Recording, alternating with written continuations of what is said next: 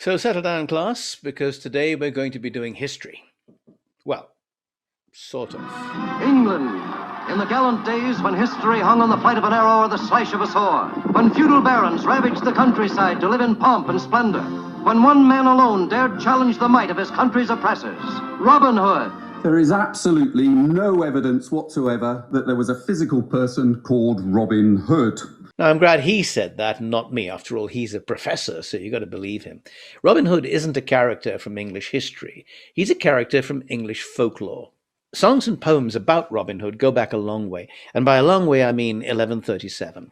The first mention of him is in Piers Plowman, where one of the characters, who's called Sloth, says, I don't know the Lord's Prayer perfectly, but I do know the ballads of Robin Hood.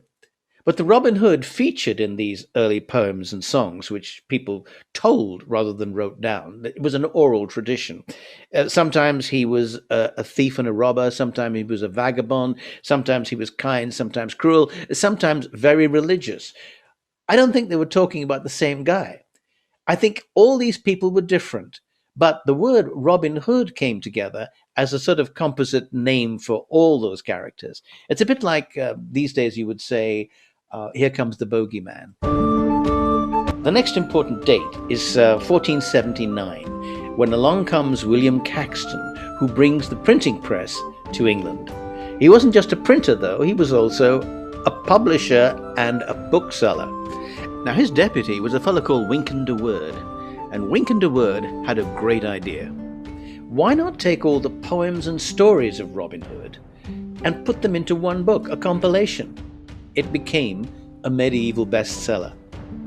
And along with the printed word came the plays, based on the book by. The most influential of these plays was Anthony Munday's The Downfall of Robert, Earl of Huntingdon. That was published in 1597. And this is the first time most of the elements that we know and love about Robin Hood come together. There's Maid Marian and Little John and Friar Tuck and the Sheriff of Nottingham and Robert Hood, Earl of Huntingdon. Now there's the thing. Where'd he come from? Earl of Huntingdon? Thought he was a robber and a thief and an outlaw. Here's what I think happened. While the Robin Hood stories were being spoken, the audience were illiterate peasants. And what they did was identify with a peasant who was an outlaw. But what happens when you write things down is the audience changes. Suddenly, it appeals to people who can read, people who go to plays. They don't want to see a story about an outlaw, but how about an earl who loses his land and then becomes an outlaw? That's more like it. So we've kind of got all the elements now of the Robin we know and love, but there's one missing, and that missing element comes from a most unusual place. This is the book that introduced Zorro to the world. And when former athlete and gymnast and movie star Douglas Fairbanks decided to play Zorro in a movie, the character fitted him like a glove. His mixture of daring do and swordplay transferred effortlessly to the character of Robin Hood, which he did 2 years later in 1922. And Robin, the swashbuckler, was born.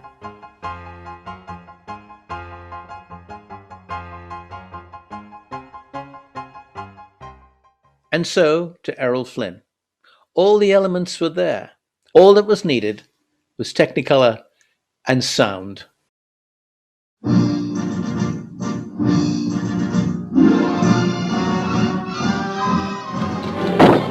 the compliments of your royal brother, King Richard, God bless him. By my faith, pitch out a bold rascal. But it's lost you your rank, your lands.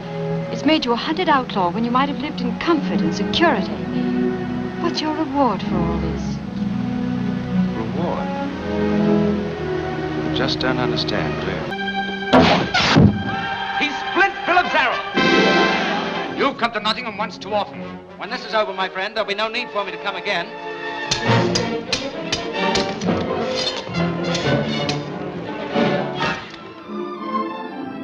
May I obey all your commands with equal pleasure, sire? After the success of the Errol Flynn movie, the floodgates opened, and there were Robin Hoods everywhere. From the green glades of Sherwood Forest into the hearts of the world comes riding the merriest, most adventurous rogue of them all, Robin Hood. A British TV show with Richard Green, The Adventures of Robin Hood, proved so successful there was a spin-off Hammer movie in 1960. Richard Green as Robin Hood, who matched his courage and his men against the forces of the law. And even more amazingly, some of the original footage from the 1960s show, The Richard Green Show, was reissued, colorized and widescreened into a film, 35 years after that TV show was cancelled. And the Robin Hoods themselves came in all shapes and sizes. Once upon a time, there was a good-for-nothing ne'er-do-well. He saw the most beautiful woman in the whole of England. Who's winning, Uncle? Basil is back in Sherwood. Robin's back in Sherwood, I said. They're flocking to him in hundreds. He's become a legend. Have you ever tried to fight a legend? I can't believe it. Did Marion Fitzwalter just win a cooking contest? My new recipe won! Wait. Is that Sir Guy's sword I see in your scabbard? No, just happy to see you. Robin Hood could be in a fix. Robin Hood spies the Weetabix.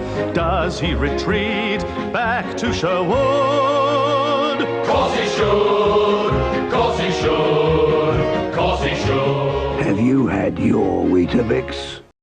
Well, if he's Little John, that makes you... I know. Robin Hood. Sir, I protest. I am not a merry man. Cancel the kitchen scraps for lepers and orphans. No more merciful beheadings. And call off Christmas. We're men in tights. We roam around the forest looking for fights. We're men in tights. We run from the rich and give to the poor, that's right! Do you remember that professor at the beginning of our piece today? Well, here he is again, with a really very interesting observation. The way to help you see how we should view the medieval Robin Hood is to encourage you to see him as a superhero. But not a superhero like Spider-Man or Batman. In fact, not a man at all, but a Time Lord. He, she is a character on which to hang a whole variety of stories and in which to invest a whole variety of personalities, all of which are recognisably Doctor Who, but all of whom are different from one another. I'm not a hero. Well, neither am I. But if we both keep pretending to be, perhaps others will be heroes in our name. Perhaps we will both be stories. And may those stories never end.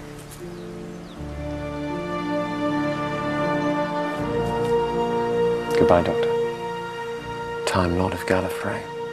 Goodbye, Robin Hood, Earl of Locksley. And remember, Doctor, I'm just as real as you are.